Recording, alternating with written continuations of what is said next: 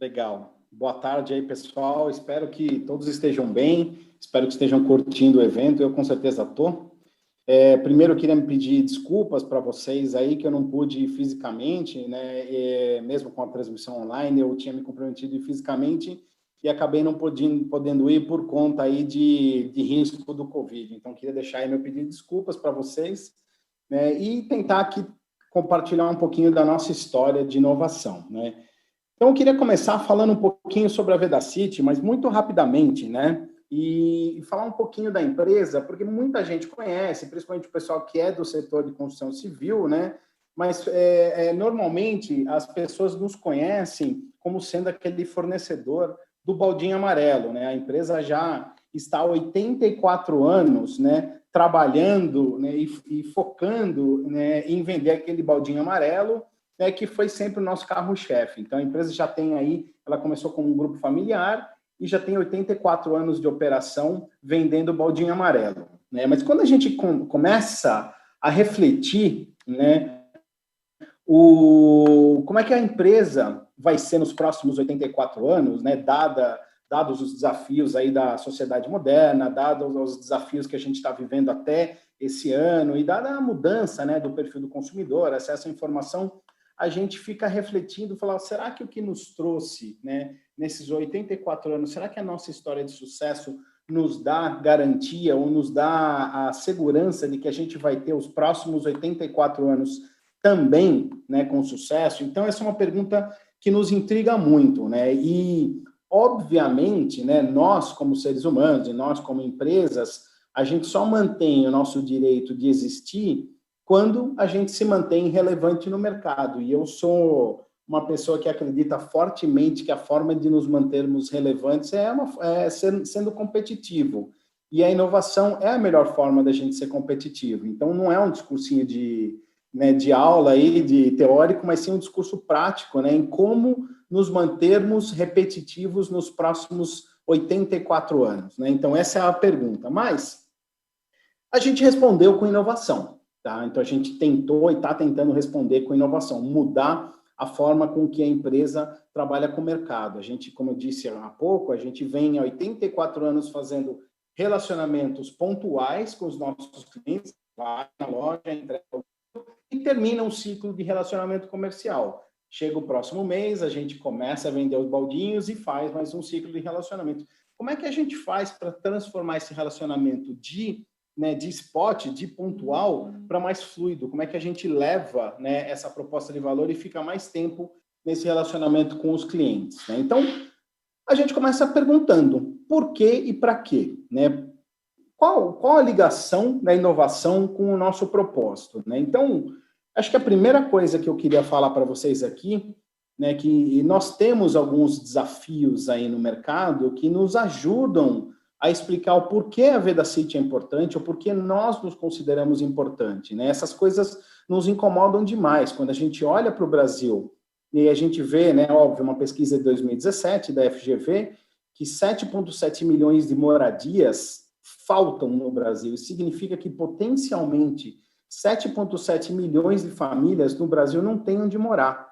E eu estou aqui em casa, estou numa casa gostosa, estou num lugar gostoso, muitas pessoas que estão aqui online também têm suas casas gostosas, seus locais gostosos, mas a gente tem 7,7 milhões de irmãos aqui no Brasil que não tem isso que a gente tem. Então, não dá para aceitar um negócio desse. Eu fico pensando como o Vedacity há 84 anos trabalhando, né, para a gente resolver essa situação e a gente ainda tem 7,7 milhões de famílias, né, que precisam de uma casa tão boa quanto a nossa.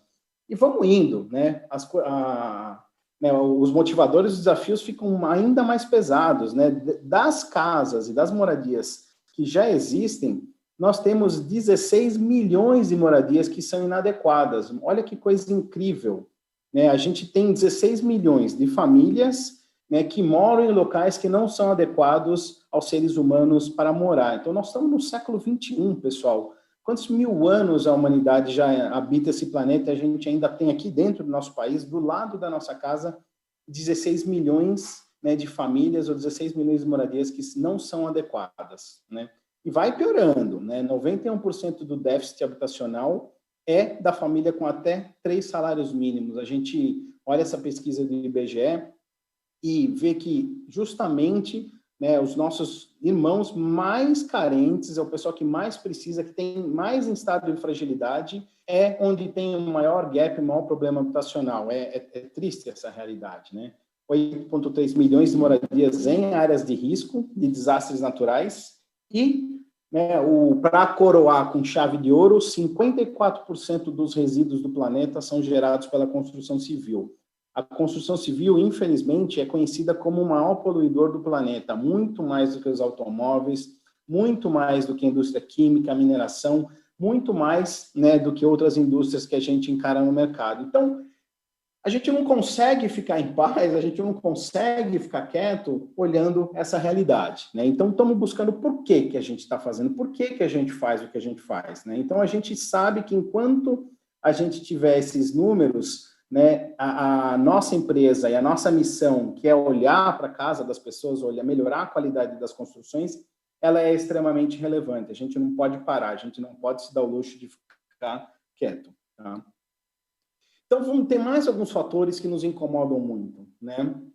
A McKinsey fez um estudo, né, e disse que a construção civil no mundo é o segundo pior setor, a segunda pior indústria em termos de digitalização. Talvez no Brasil seja a pior, né? Mundialmente, costuma-se dizer que ela ainda ganha da agricultura, mas a gente sabe no Brasil como a agricultura é tecnologicamente avançada, o quanto de pesquisa tem, então talvez a construção civil, infelizmente, seja ainda pior aqui no Brasil em termos de digitalização, em termos de tecnologia, de eficiência e tecnologia.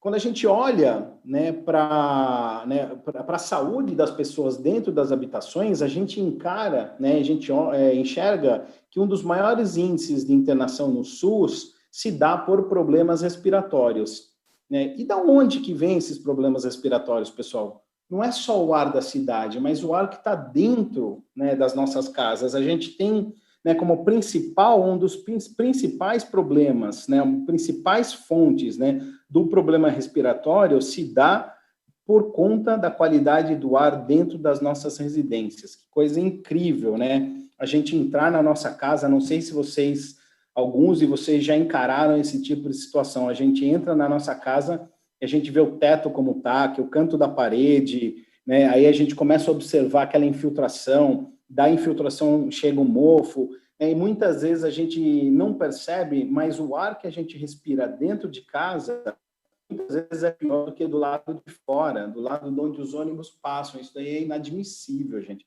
É incrível a gente ter esse tipo de situação, né? E nós, como trabalhamos diretamente com isso daí, a gente não pode deixar de se preocupar com a qualidade, né, dessas edificações e com a qualidade do ar. Existe um outro estudo que eu não me lembro agora de onde saiu, que o principal problema, né, de insalubridade dentro das edificações está ligado a problemas de infiltração, está ligado à umidade, por problemas de infiltração, por falta, né, do famoso impermeabilizante, por uma impermeabilização mal feita, né, a gente tem esses problemas que vocês estão vendo agora, né? Então, é por isso, né, são por esses motivos, né, que a gente faz o que faz, né?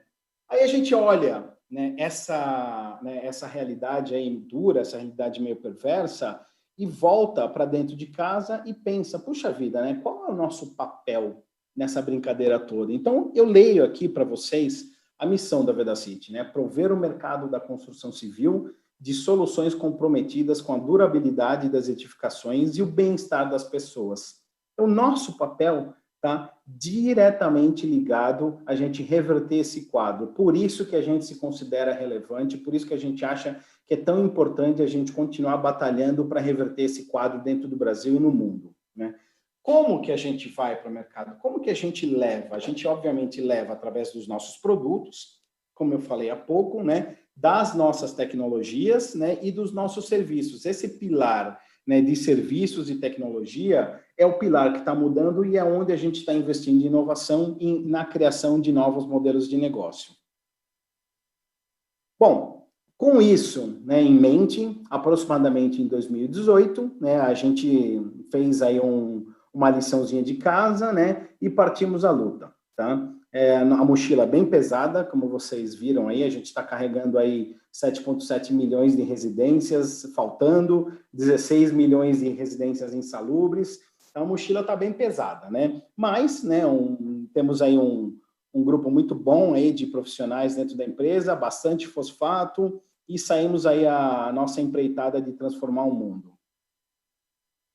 Bom, como a gente começa a pensar, né, entre salvar o mundo e ganhar dinheiro no processo, essa é uma frase da Artemisia que eu gosto muito, né? Entre salvar o mundo e ganhar dinheiro no processo, vamos optar pelos dois, né? E aí a gente escolheu aí, obviamente, né, um caminho de inovação. Nosso caminho de inovação, pessoal, a gente escolheu dos 3 possíveis caminhos de inovação dentro de uma organização, nós escolhemos a inovação aberta, a inovação de fora para dentro, e, ao mesmo tempo, a inovação de dentro para fora, para a gente poder criar dentro da Vedacity, dentro da empresa, uma cultura de inovação, uma cultura, né, de intraempreendedorismo, uma cultura, principalmente, de pessoas que não se satisfazem com o status quo e não se satisfazem, né, com a situação como está. E, obviamente, com isso em mente, né, a gente precisava inserir a Vedacity, lembra que eu falei 84 anos vendendo baldinho, né? Então, a gente precisava inserir a Vedacity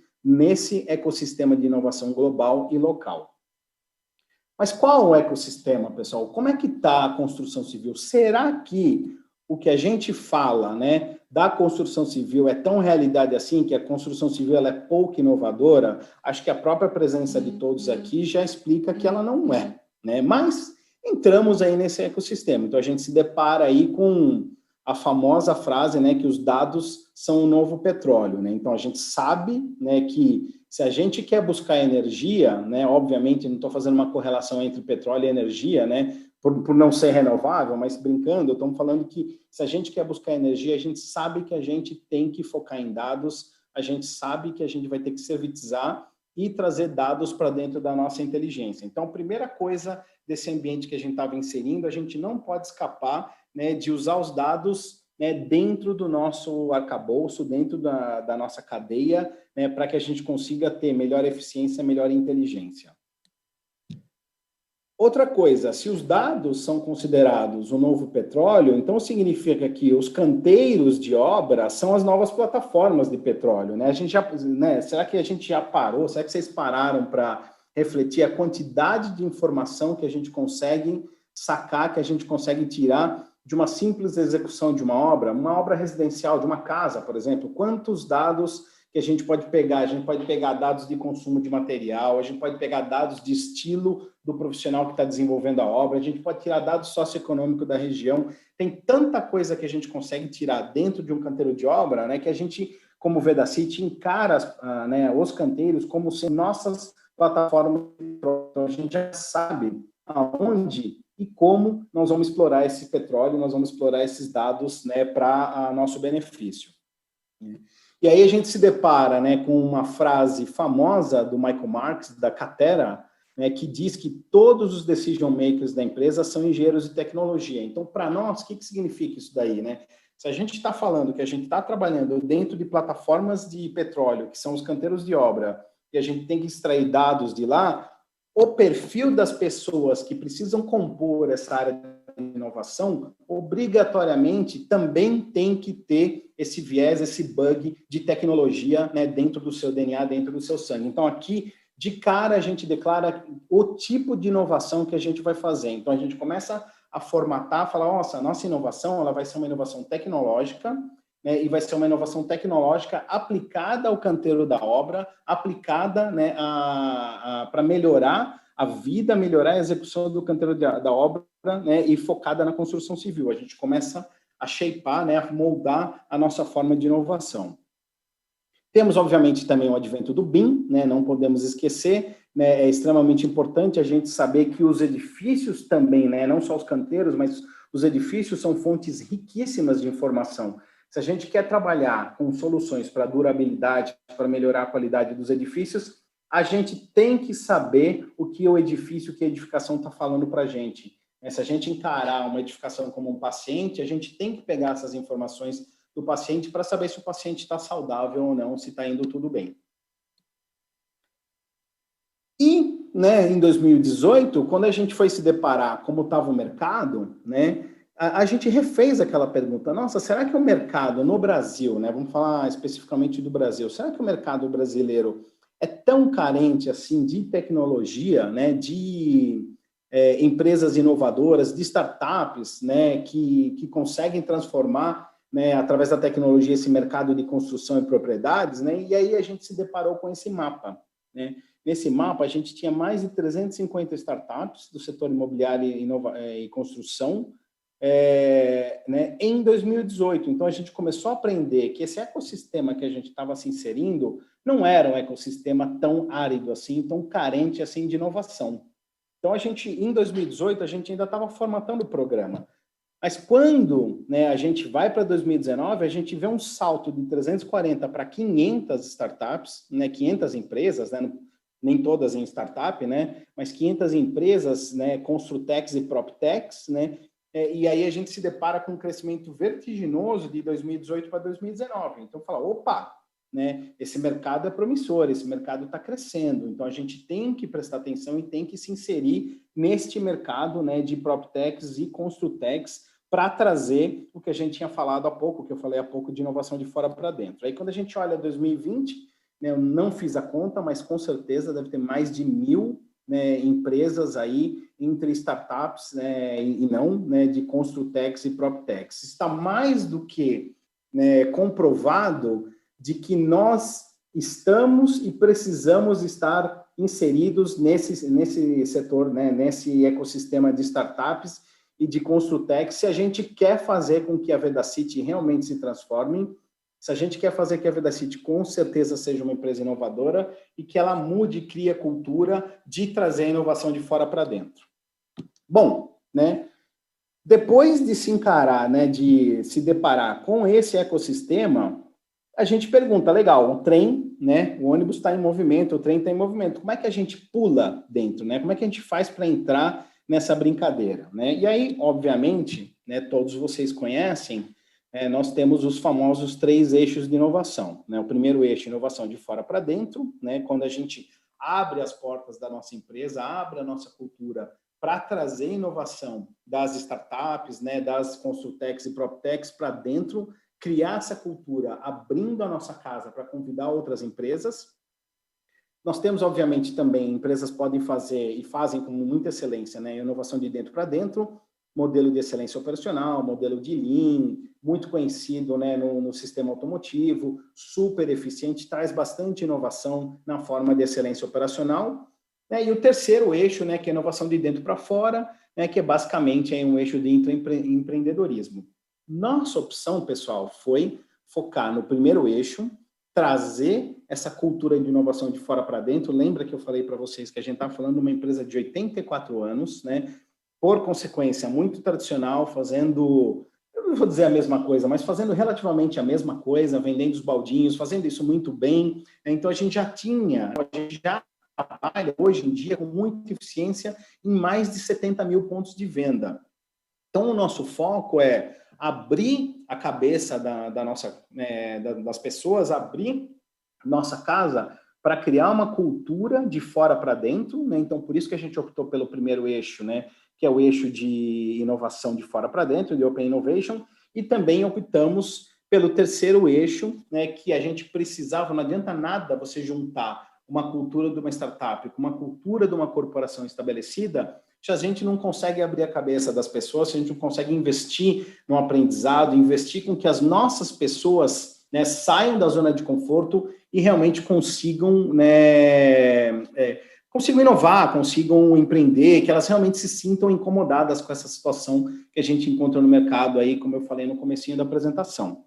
Eu, né, particularmente acredito demais nesse modelo da flexibilidade de uma startup, da escala com uma corporação bem estabelecida. Eu acredito que a startup, né, ela traz uma flexibilidade muito grande para a empresa que já está estabelecida, que, por consequência, tem processos mais rígidos, né, regras mais definidas, né, e eu acredito demais. E ao passo que uma corporação bem estabelecida leva para a startup algo que a startup também precisa, que é escala, que é a base de clientes. Então, acho que esse mundo é muito rico e foi por isso que a gente escolheu, tá?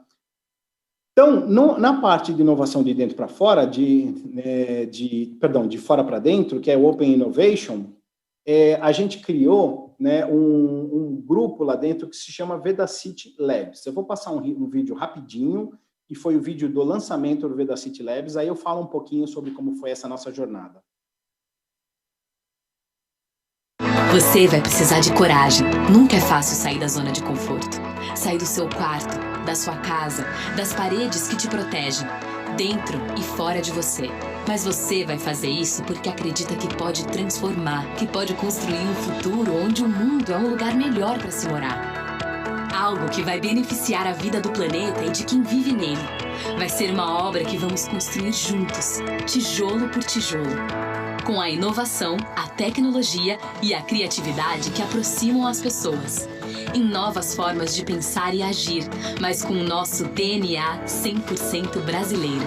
Compartilhar, conectar e aproximar são as palavras que você vai ouvir no meio da nossa obra. Aqui a inovação está sempre de portas abertas para o mundo e o coração com um caminho livre para fazer a sua parte. Construa o novo, construa o futuro.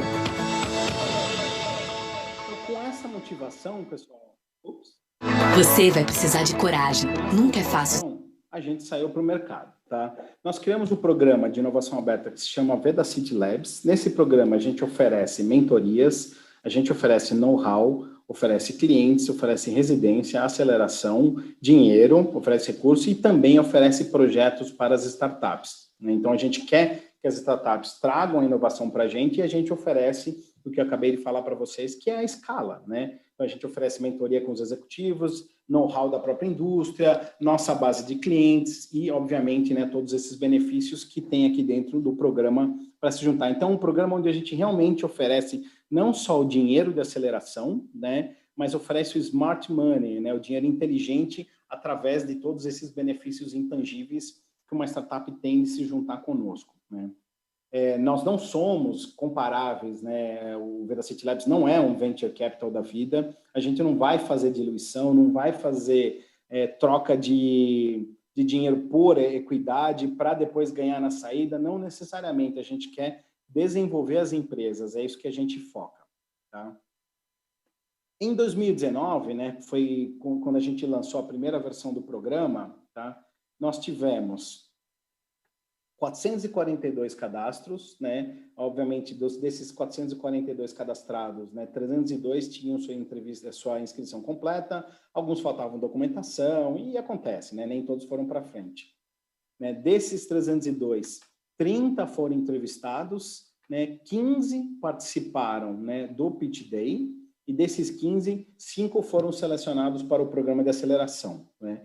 Foi muito interessante esse processo, porque a gente teve um NPS de 9.1 da Vedacity e 9.7 da Liga. Nosso parceiro, né, de aceleradora era a Liga Ventures, né? A gente fez o primeiro processo, o primeiro e o segundo ciclo, nós fizemos 2 até agora. Esses 2 primeiros ciclos nós fizemos com a ajuda da Liga Ventures, que foi muito importante para nos ajudar a dar a metodologia, dar o pacing, dar a gestão desse portfólio, né, de projetos de inovação. Aqui vou falar um pouquinho das startups selecionadas, né, do primeiro ciclo.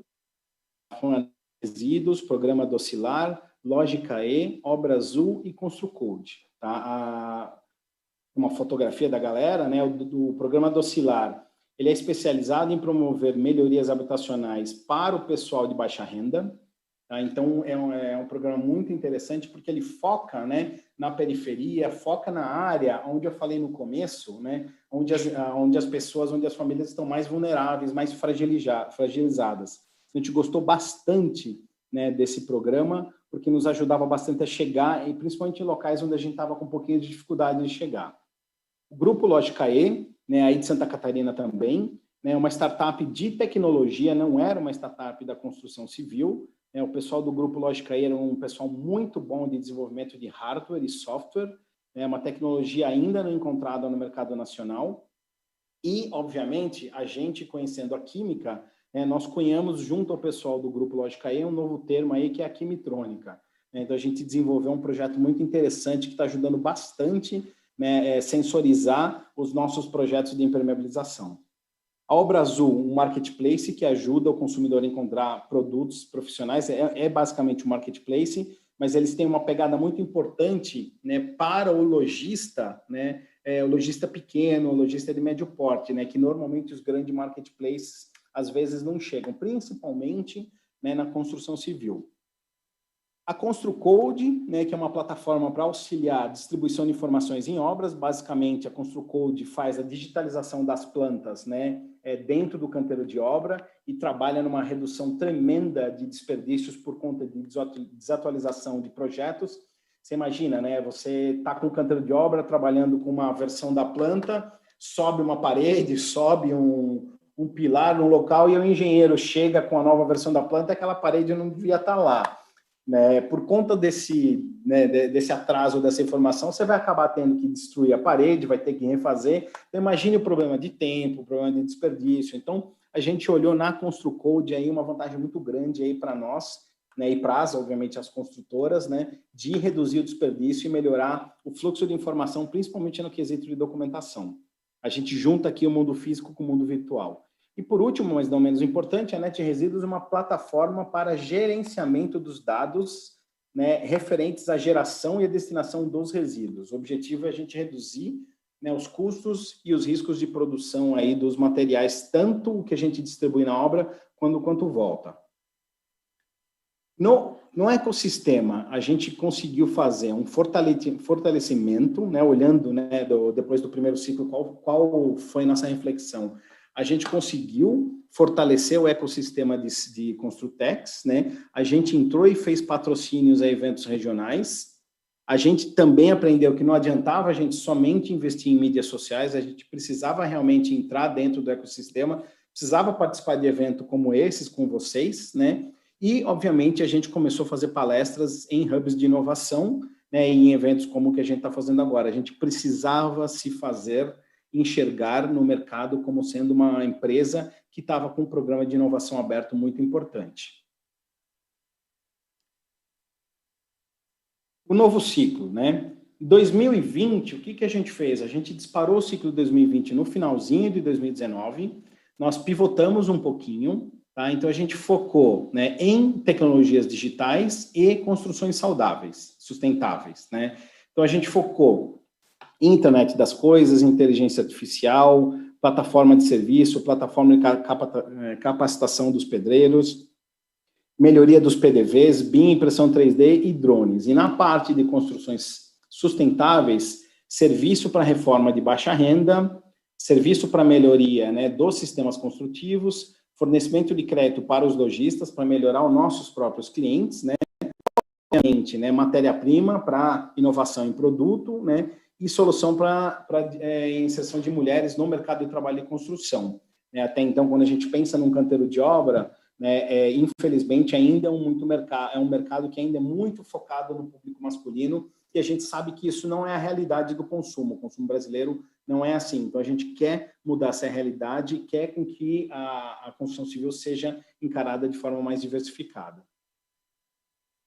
Bom, não vou me ater muito, a gente criou uma landing page, né, para fazer a chamada público e também aceleramos 5 startups, né, aqui está a fotinha do evento de lançamento, né, e vamos falar um pouquinho das 5 startups aceleradas. Né? A gente acelerou a empresa chamada Connect Data, tá, que é uma empresa de internet das coisas que ajuda através de sensorização a boas de produtividade na cadeia da construção civil. A gente, através dos sensores que eles colocam, a gente pode melhorar a gestão da cadeia como um todo, obviamente melhorando o supply chain, melhorando a entrega, chegando com o produto certo no canteiro de obras.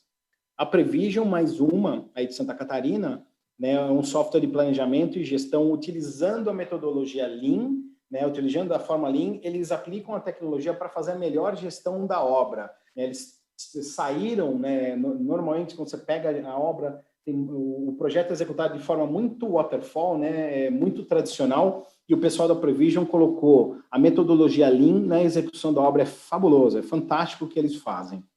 A Construteam é uma plataforma que permite a documentação e acompanhamento das obras. Eles trabalham com câmeras 360 dentro do canteiro, né, e a gente consegue fazer as medições de obra sem ter que ir até uma obra. É um negócio muito interessante, a gente consegue fazer a medição e o controle da execução da obras sem ter que deslocar um engenheiro, deslocar um técnico, deslocar uma pessoa para fazer a tomada de fotografias, tomada de imagens e fazer a medição. A eletrônica ela tem a missão de potencializar a interação com as pessoas através de IoT e inteligência artificial. Eles colocam sensores dentro dos edifícios e conseguem medir a qualidade do ar, conseguem medir temperatura, conforto térmico, tudo dentro do edifício. Inclusive, a Omni Eletrônica desenvolveu, né, uma tecnologia que consegue reconhecer partes do DNA do COVID. Então, a gente já está com isso em piloto, obviamente é um piloto em laboratório, mas você coloca o sensor dentro de uma sala, imagina, né, numa eventual retomada, né, ainda sem as vacinas, ainda com a preocupação global, né, da contaminação com o Covid. Você imagina que é interessante você saber, né, se aquele ambiente tem ou não tem a presença de vírus, né, é extremamente interessante, e a gente está com alguns testes em piloto super, né, de alta envergadura e bem promissor aí para desenvolvimento, né, dessa solução. Por último, mas não menos importante, a Elixir é uma galera do Sul também, que aplica inteligência artificial, né, e através da inteligência artificial consegue melhorar a previsão, a previsibilidade, né, da demanda na cadeia da construção civil. Com eles, a gente desenvolveu um mecanismo autônomo para fazer a extração de dados de sellout nos pontos de venda, e com isso a gente consegue gerar informação para a indústria de quais são os produtos que estão saindo e para o próprio lojista, para ele ter uma melhor gestão das suas categorias. Bom, falei bastante de inovação de fora para dentro, tá? Eu vou falar rapidinho de inovação de dentro para fora. Nada adiantava a gente criar a cultura de inovação, né, se a gente não conseguisse criar a cultura de inovação. Então, a gente desenvolveu um programa que a gente chamou de VEDA-App, né, que é um programa de intraempreendedorismo, no qual a gente treinou quase que a força de trabalho inteirinha em metodologias ágeis, no conceito de MVP, no conceito de fazer a interpretação e a leitura do cliente, trazer o feedback do cliente mais perto em tempo e mais perto em distância, né, dentro de casa, né, para a gente, obviamente, né, conseguir desenvolver essa cultura ágil dentro da empresa. Fizemos uma parceria com a Fundação Dom Cabral, né, e nós fazemos parte do Centro de Intraempreendedorismo da Dom Cabral. Com isso, a gente desenvolveu 2 projetos, né, voltados, né, para a educação, né, dos nossos stakeholders, para a melhoria da qualidade da mão de obra na construção, né, e também para melhoria do pequeno varejo. A gente criou a Escola da Construção, melhorando aí o conhecimento da mão de obra, e criou um outro projeto que chama Conexão Varejo, para a gente chegar em lojas muito pequenas que a gente não chegava ainda, né? Então, a gente desenvolveu a tecnologia e a metodologia para conseguir chegar nesse pequeno varejista dentro das comunidades, dentro de espaços onde a gente não conseguia chegar antes. Em suma, pessoal, né, o que a gente tem hoje? Né? A gente tem uma execução constante e sem limite para crescer. Então, a gente entra, né, desde da pesquisa, a gente entra em pré-aceleração, a gente entra em intraempreendedorismo, a gente faz apoio, né, à Lab Habitação, faz apoio a startups de impacto, faz apoio mesmo na época de pesquisa. As startups que vêm conversar conosco não precisam já estar em estágio de comercialização. A gente, como eu falei, nós não somos um fundo de venture capital, a gente não acredita num modelo rígido, a gente sabe que as soluções têm que ser diferentes para cada etapa de desenvolvimento.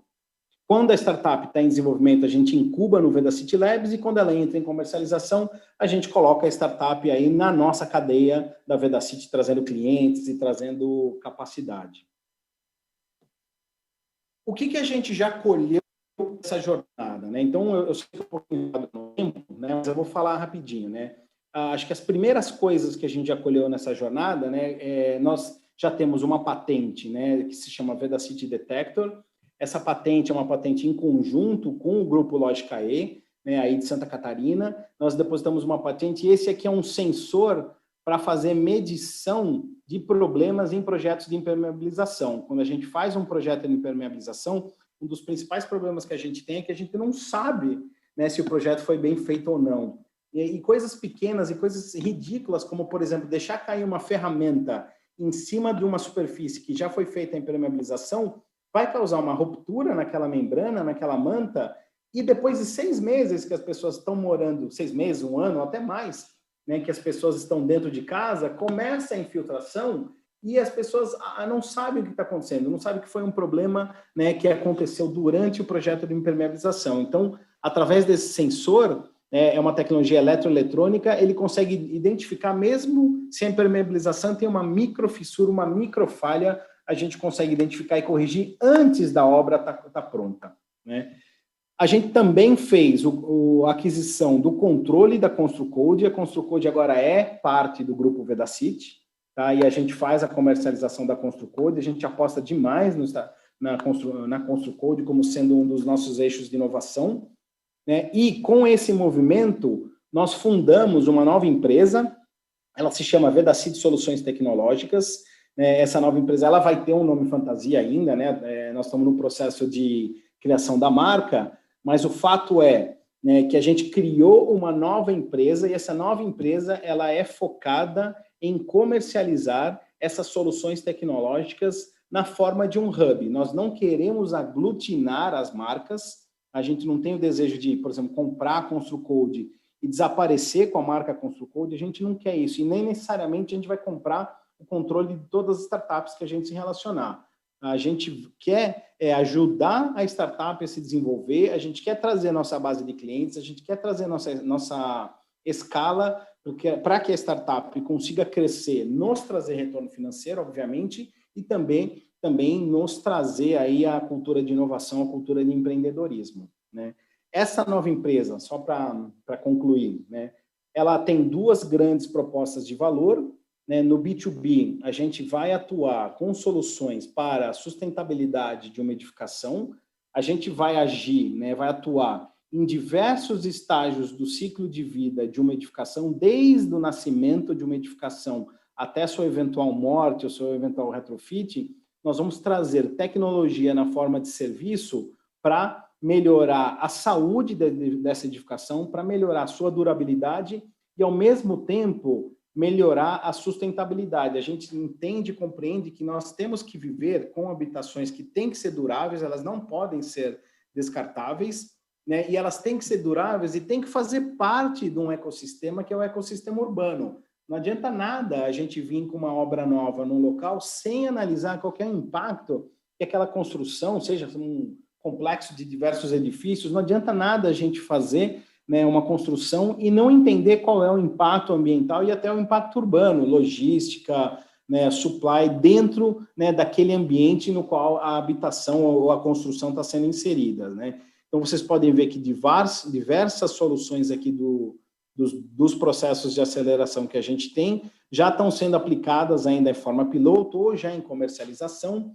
em diversos pontos aí do ciclo de vida de uma edificação. A gente emprestou esse conceito, né, da medicina, né, a gente quebrou a cabeça para falar, nossa, como é que a gente consegue aumentar a saúde, aumentar a qualidade das edificações? Então, a gente foi na medicina e aprendeu com a medicina que a medicina ela começa a melhorar a saúde e a qualidade do ser humano antes do ser humano nascer, né? Quando os pais estão pensando na criança, já começam a fazer prevenção. Quando a criança nasce, a gente vai, né, cuida, faz prevenção. Depois, quando a gente vai ficando mais velho, vai tendo algumas doenças, a gente vai fazendo remediação. Então, a gente emprestou esse conceito da medicina, né, e falou, por que não uma edificação não é nosso paciente? Ela tem que ser o nosso paciente. Então, a gente vai aplicar soluções diferentes para a gente melhorar a qualidade e melhorar a sustentabilidade dessa edificação. No varejo, né, a nossa ideia é melhorar, digitalizar a cadeia de fornecimento. A gente quer que o pequeno varejo ele seja tão relevante quanto o grande varejo, né? Quer que o pequeno varejo, imagina, né, o pequeno varejo aqui em tempos de Covid, né, praticamente perdeu a única forma de contatar o seu cliente, né, contatar o seu consumidor, que é o balcão, teve que fechar a loja em muitos casos, né? Imagina que horror. Então, a gente quer levar a tecnologia para que esse pequeno varejo, que hoje é responsável por 85% da distribuição de material de construção no Brasil, é incrível isso, hoje esse pequeno varejista é responsável por isso, né, e a gente quer com que eles se mantenham relevantes, né, e tecnologicamente conectados com o seu consumidor mesmo quando, né, a sua loja está fechada. Pessoal, muito obrigado, né? Acho que eu estourei no tempo, né? Mas eu queria muito falar com vocês, né, sobre nessa jornada, né? E tem bastante coisa aí que nos aguarda ainda. Muito obrigado, pessoal.